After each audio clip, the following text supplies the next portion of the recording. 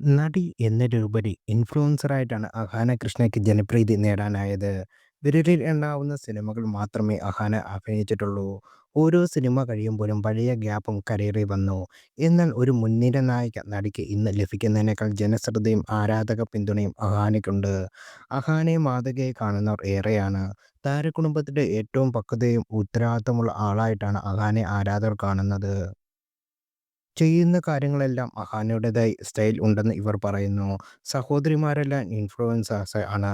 എന്നാൽ വ്ളോഗുകളിൽ അഹാനയുടെ story telling രീതി എല്ലാവർക്കും ഇഷ്ടം. അനിയത്തി ദിയ കൃഷ്ണനെ വിവാഹം ചെയ്തത് അമ്മയായി കഴിഞ്ഞു. എന്നാൽ ചേച്ചിയെ അഹാനയുടെ വിവാഹം കഴിഞ്ഞിട്ടില്ല. അഹാനയുടെ വിവാഹം ഉടൻ ഉണ്ടായേക്കും എന്നാണ് സോഷ്യൽ മീഡിയയിലെ സംസാരം. ഇതിന്റെ സൂചനകൾ അഹാനയും കുടുംബവും തന്നിട്ടുണ്ടെന്നാണ് വാദം. അടുത്തിടെയാണ് അഹാനയും കുടുംബവും താമസിക്കുന്ന വീട് പുതുക്കിപ്പണിതത്. വിവാഹത്തിന് മുന്നോടിയായിട്ടായിരിക്കും ഇതെന്ന് വാദം. തന്റെ 30-ാം പിറന്നാളിന് മുമ്പ് ആഗസ്റ്റ് മാസത്തിലോ സെപ്റ്റംബർ മാസത്തിലോ അഹാനയുടെ വിവാഹം നടന്നേക്കും എന്നാണ് റെഡിറ്റിൽ ഒരാൾ കമന്റ് ചെയ്തിരിക്കുന്നത്. ഇത്തരത്തിൽ പല വാദങ്ങളും നടക്കുന്നുണ്ട്. അടുത്തിടെ അഹാന കൃഷ്ണയുടെ അമ്മ സിന്ധു കൃഷ്ണ ജിമ്മിൽ ചേർന്ന് വർക്കൗട്ട് തുടങ്ങിയത്. വിവാഹത്തിന് മുമ്പ് വണ്ണം കുറയ്ക്കാനായിരിക്കും ഇതെന്ന് മറ്റൊരു വാദം.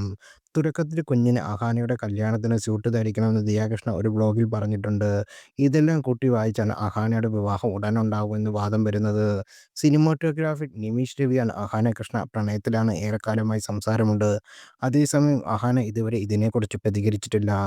അഹാനയുടെ വിവാഹത്തെക്കുറിച്ച് നേരത്തെ പിതാവ് കൃഷ്ണകുമാർ സൂചിപ്പിച്ചിരുന്നു. ദിയ ജീവനക്കാരോട് ജാതീയ വേർതിരിവ് കാണിച്ചെന്ന ആരോപണത്തിനെതിരെ സംസാരിക്കുകയായിരുന്നു പരാമർശം. ഞാനും എൻ്റെ ഭാര്യയും രണ്ട് ജാതിയാണ്. എൻ്റെ മക്കൾ കല്യാണം കഴിച്ചതും വേറൊരു ജാതിയിൽ നിന്ന്. മൂത്ത മകൾ കല്യാണം കഴിക്കുന്നതും വേറെ മതത്തിൽ നിന്നാണെന്ന് കേൾക്കുന്നു. എന്നെ ഒരിടത്തും ബാധിക്കാത്ത കാര്യങ്ങളാണെന്ന് കൃഷ്ണകുമാർ അന്ന് പറഞ്ഞത്.